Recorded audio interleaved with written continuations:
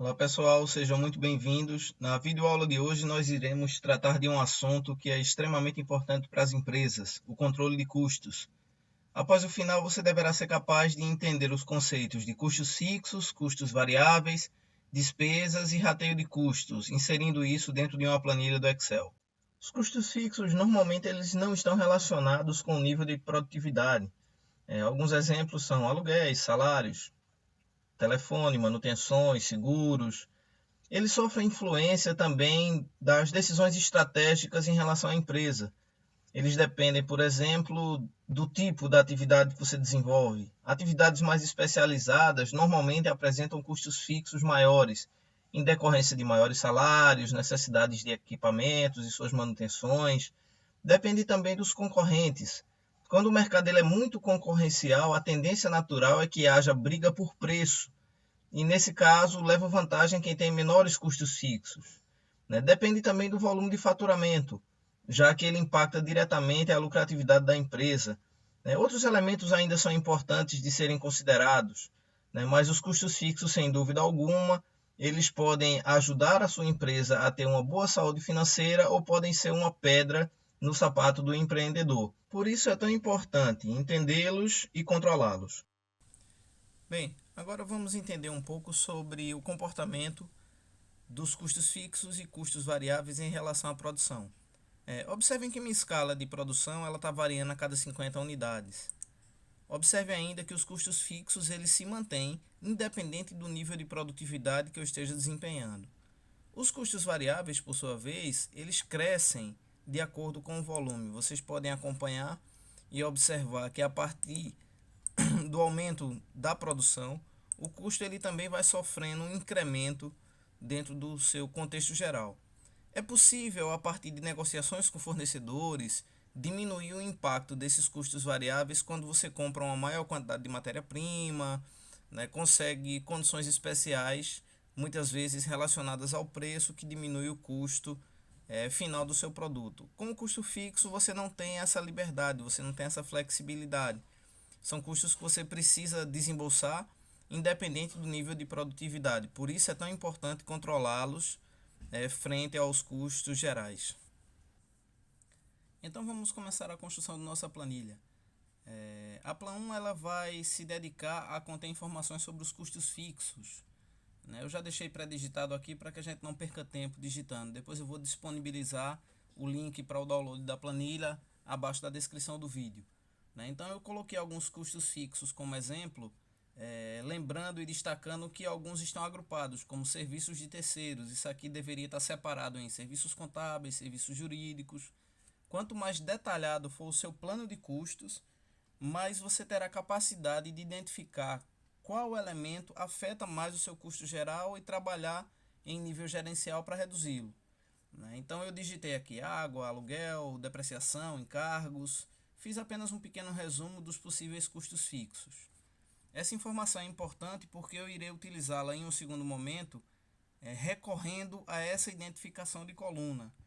Para que você possa dar um nome a uma área e depois se referir ao conteúdo dessa área, o Excel ele tem um recurso bastante interessante. Eu vou clicar aqui no primeiro custo fixo, vou selecionar os outros custos utilizando Ctrl Shift e a setinha para baixo e vou novamente dar uma setinha para baixo. Observe que ele vai selecionar uma área que está sem conteúdo, até a última linha da planilha. Não se importe com isso agora, depois eu vou explicar por que eu fiz isso. Então aqui na parte onde eu tenho a caixa de nome, eu vou clicar e vou digitar custos, underline, fixos. Por que eu não coloquei espaço? Porque o Excel iria dar um erro não reconhecendo isso como o nome de uma área. Vou confirmar com Enter. Então toda vez que eu precisar me referir a essa área agora, eu posso vir aqui na caixa de conteúdo e automaticamente observe que ele seleciona a área que eu coloquei. Essa área ela está maior porque posteriormente, se eu desejar adicionar mais um custo fixo, eu não preciso redefinir a área. Então eu poderia chegar aqui e colocar custo fixo adicional. E automaticamente ele passa a ser parte da minha lista de identificação de custos. Assim como eu fiz com os custos fixos, eu digitei uma coluna contendo os principais custos variáveis. São os insumos para a produção de pipoca, embalagens, gás, milho, óleo e sal. Eu vou também fazer uma nomeação desse endereço para que eu possa utilizá-lo posteriormente para fazer o cálculo do custo total. Então eu vou clicar aqui primeiro em embalagem, Ctrl Shift, setinha direcional para baixo uma vez e depois setinha direcional mais uma vez para baixo. Vou vir na caixa de nome e vou digitar agora custos, underline, variáveis. Eu não vou acentuar o nome do meu intervalo. Agora eu já posso utilizar custos fixos e custos variáveis apenas me referindo ao nome que eu determinei para o intervalo de células.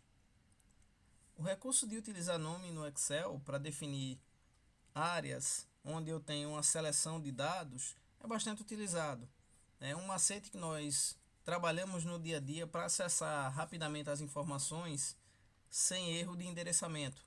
Na guia Fórmulas, eu consigo também criar ou alterar os nomes definidos a partir da seção que está se apresentando aqui, nomes definidos. Se você clicar em gerenciador de nomes, ele automaticamente vai abrir essa caixa para você e essa caixa mostra os intervalos que já estão selecionados. Observem que ao clicar ele muda a referência aqui embaixo, dizendo o tipo do intervalo, o nome que eu defini para ele, e a partir daí o endereçamento onde os dados estão colocados. Aqui ao lado direito você pode observar que tem um botão que ao clicar nele, ele define a área que está selecionada, ele mostra o pontilhado e se eu quiser eu posso clicar na planilha em outra área para fazer correção da área que eu selecionei, caso eu tenha gerado algum erro no processo de seleção. Como o meu processo de seleção está correto, eu vou dar um Enter, confirmar para manter a referência anterior. Eu posso criar um novo intervalo, eu posso editar para ajustar o intervalo que eu já criei, ou eu posso excluir um nome que eu não vou utilizar ou que está mal definido. Nesse caso eu vou deixar exatamente dessa maneira. Vou fechar a caixa e aqui eu vou mostrar também outras opções. Aqui eu tenho a opção definir nome. Quando você clica, ele abre para você essa caixa. Ele pede um nome, ele sugere um nome provisoriamente. Eu posso colocar o nome de um endereço, tipo custos totais, definir onde é que vai estar disponível em toda a pasta de trabalho, fazer um comentário sobre o intervalo e aqui abaixo eu posso selecionar uma outra área contendo dados em uma outra coluna. É uma outra maneira de definir nome para intervalos. Só que a maneira mais simples é aquela que eu mostrei inicialmente. Seleciona o intervalo todo, vai na caixa de nome, digita, confirma com Enter e automaticamente já está pronto. Então eu vou considerar isso como uma referência para utilizá-la em outras planilhas.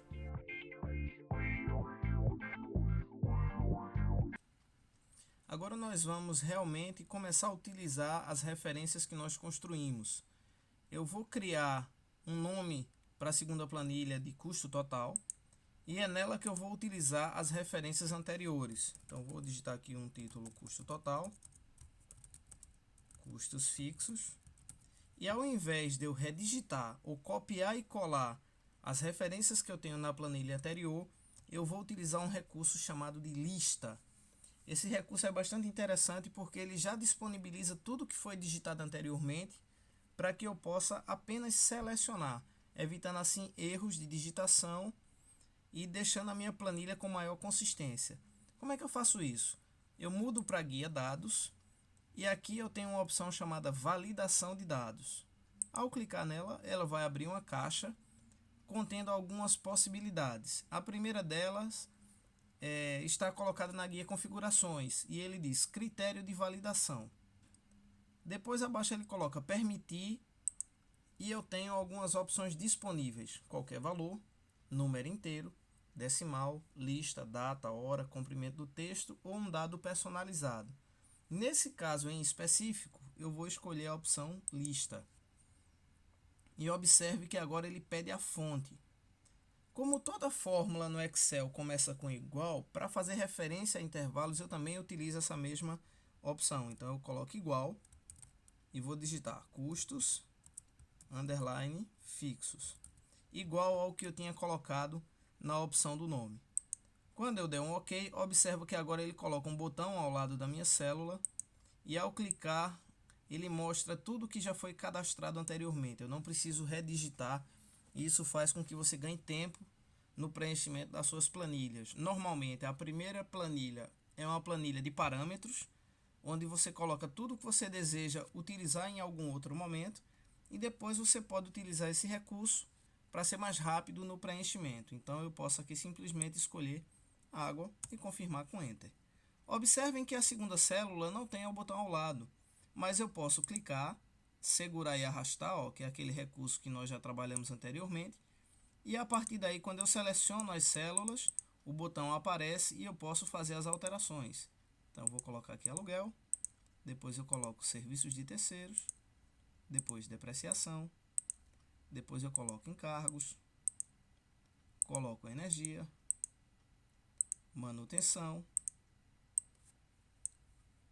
material de expediente, limpeza.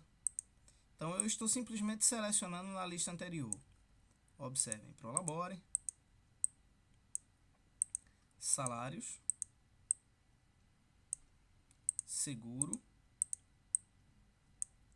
telefonia, e eu vou apagar aqui esse último elemento. Vou dar uma salvada na planilha e agora eu posso começar de fato a inserir novos valores.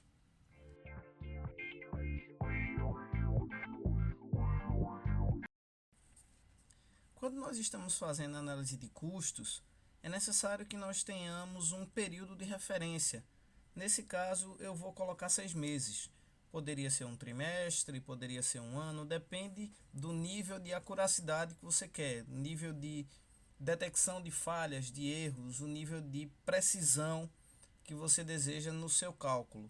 Nesse caso, eu vou utilizar 6 meses como referência apenas para efeito didático, considerando de janeiro a junho. Como é que eu faço isso? Eu vou digitar aqui, Jan, Fev, e aqui automaticamente, se eu selecionar os dois elementos, clicar, segurar e arrastar, o Excel já subentende que eu estou tratando dos meses do ano e ele vai preencher as outras colunas. Observem que se eu for até o mês 12, ele vai mostrar dezembro, e se eu passar ele volta a mostrar o mês de janeiro. Só que na realidade o que eu tenho como referência principal é até o mês de junho. Eu vou colocar aqui, vou fazer um ajuste na largura da coluna, vou dar 2 cliques. E para cada elemento desse, eu vou colocar uma referência de valor para que a gente possa calcular o custo médio do semestre.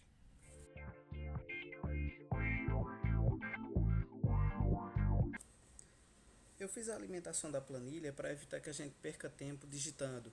Depois você pode atribuir valores mais de acordo com a realidade do seu negócio, para ter uma simulação mais próxima.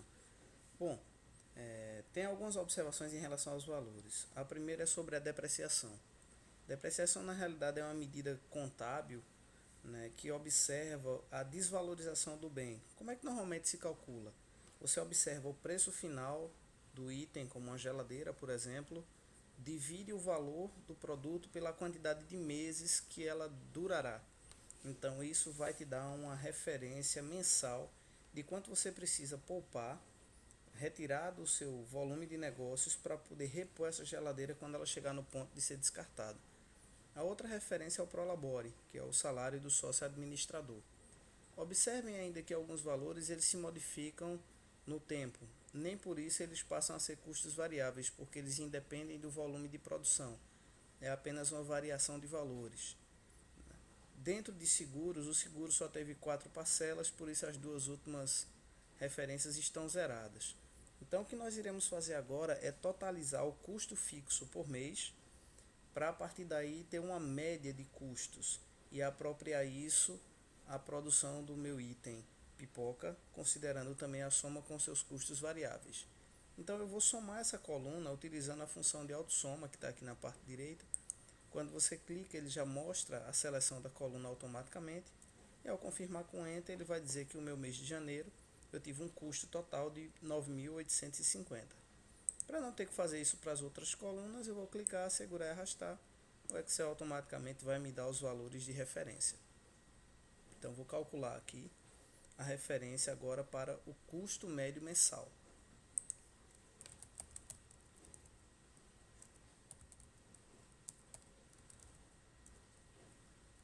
Então eu vou digitar igual, média, vou abrir o parênteses e vou selecionar os valores das totalizações dos meses que estão listados nesse momento. Então, automaticamente, quando eu confirmo com Enter, ele vai dizer que meu custo médio mensal é R$ 9.772,50. Eu poderia ainda selecionar essa coluna para ter a totalização por item. Então, eu clico aqui, clico em autossoma e agora ele vai me dizer 864 é a soma do valor apenas do item água. Então, vou colocar aqui um título para identificar a coluna e vou fazer a mesma coisa, clicar, segurar e arrastar. Então, nessa coluna eu tenho as referências individuais e aqui nessa linha eu tenho as referências mensais.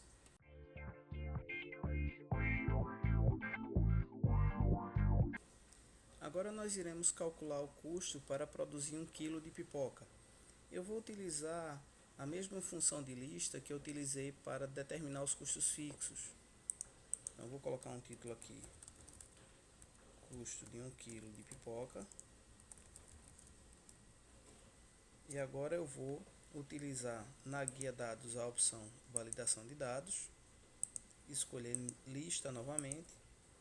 Aqui eu vou colocar o nome do intervalo igual a custos variáveis.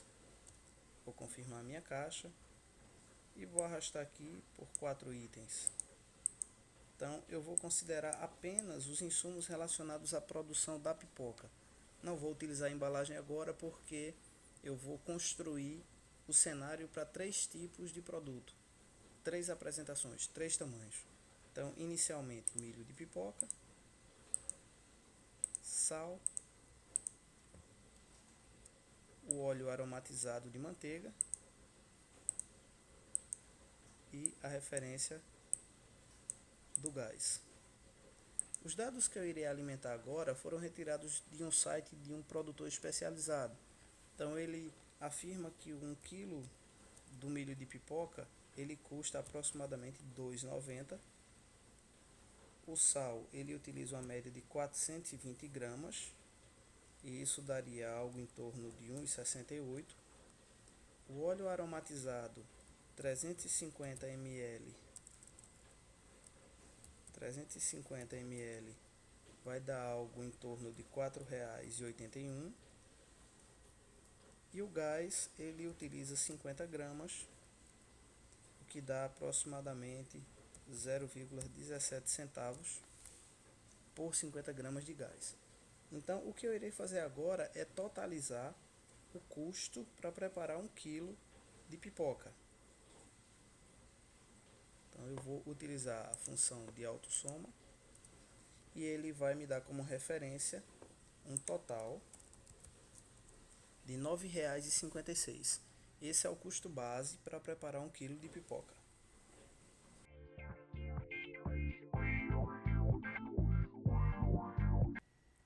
Novamente eu fiz o preenchimento antecipando a estrutura e já coloquei também alguns dados. Esses dados foram informados pelo mesmo fabricante que eu tomei como referência e a partir de agora nós iremos fazer o cálculo do custo por unidade.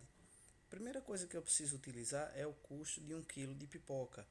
Aqui eu tenho os rendimentos e eu preciso saber qual é o meu custo total por unidade para o tamanho P, M e G. Então eu vou clicar aqui no custo por unidade, vou selecionar, digitar igual e vou utilizar a referência que eu tenho, 9,56 e vou dar Enter. Por que é que eu não digitei esse valor? Porque se houver alguma alteração nos valores aqui em cima, automaticamente também vai se ajustar aqui embaixo. Se eu clicar, segurar e arrastar, observem que você vai ter um erro na lógica, ele vai colocar 00. E agora eu vou mostrar a vocês um outro recurso do Excel. Vou apagar aqui e vou selecionar o 9,56 e agora eu vou utilizar uma opção que é o que se chama de fixar célula. Para fixar a célula é simples, você pressiona Shift F4 ou dependendo do teclado apenas F4.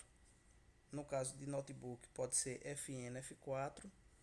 Ele vai colocar antes do C, que representa a coluna, um cifrão, e antes do número também um cifrão. Isso significa que a partir de agora Se eu clicar, segurar e arrastar, eu vou tomar como base sempre a mesma célula que está aqui na C26. Então, ao arrastar, ele vai colocar 9,56, 9,56. E agora eu já consigo totalizar o custo de 1 kg de pipoca mais as embalagens para os três tamanhos. Então, eu vou colocar igual, soma, abro o parêntese, vou selecionar os dois valores, fecho o parênteses e confirmo com Enter. Agora eu posso arrastar sem problemas e ele vai me dizer que o custo para o tamanho P, produzindo 1 kg e utilizando as embalagens, é 17,66, para o tamanho M 15,81 e para o tamanho G 16,56. A lógica aqui ela está um pouco alterada por conta dos valores das embalagens, mas esse valor foi informado pelo próprio fabricante. Então agora eu vou fazer o custo por unidade. Para saber o custo por unidade, o que eu vou fazer é dividir o valor total pelo rendimento. Então vou colocar igual, vou clicar em 17,66 ou 17,66, vou botar uma barra, que é o sinal de divisão, e vou clicar em 90, que é o rendimento da pipoca tamanho P. Quando eu confirmar, ele vai me dar aproximadamente 0,19 centavos. Eu vou clicar, segurar e arrastar para fazer o cálculo para as outras. Então, há uma variação de preço pelo rendimento. A pipoca tamanho P, ela custa 19 centavos já com a embalagem. A pipoca tamanho M, 31 centavos aproximadamente já com a embalagem. E a pipoca tamanho G, 41 centavos.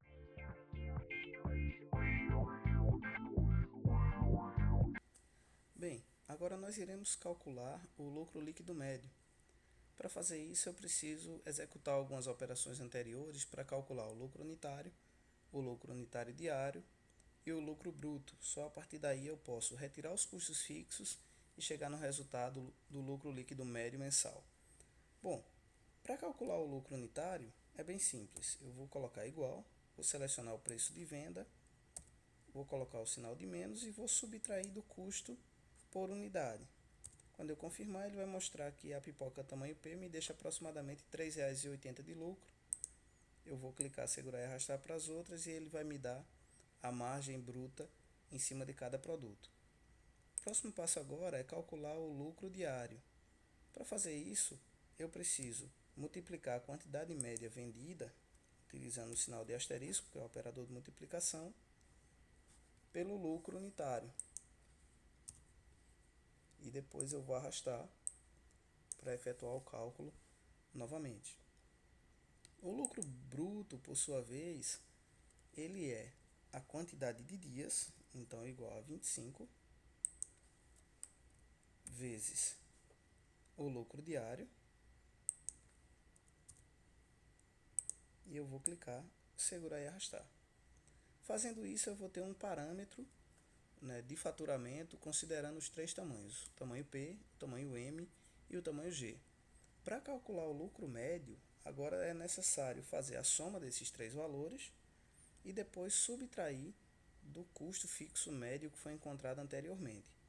Então eu vou fazer aqui igual, vou abrir parênteses para isolar a operação, vou clicar no primeiro valor, vou colocar aqui mais, vou clicar no segundo, mais, vou colocar o terceiro, vou fechar o parêntese e agora eu vou subtrair do custo médio mensal fixo que foi encontrado anteriormente. Quando eu confirmar, então mostra que o lucro líquido médio da minha empresa de pipocas é de aproximadamente R$ 715.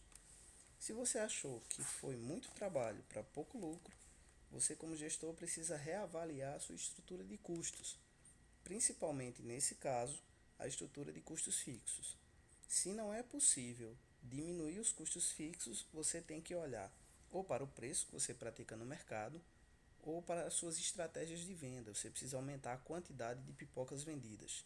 Eu vou aumentar apenas 10 unidades em cada um desses itens para a gente ver o impacto que teria no meu lucro líquido médio. Então, de 30 eu vou para 40 unidades, de 20 eu vou para 30 unidades e de 20 eu vou para 30 unidades. Observem que só aumentando 10 pacotes em cada tamanho aproximadamente, meu lucro líquido médio agora subiu para 5.483. Então, às vezes a sua estratégia de venda é que precisa ser mais efetiva. É isso aí, pessoal. Dúvidas, escrevam aí abaixo do vídeo e nós vamos trocando informação. Grande abraço.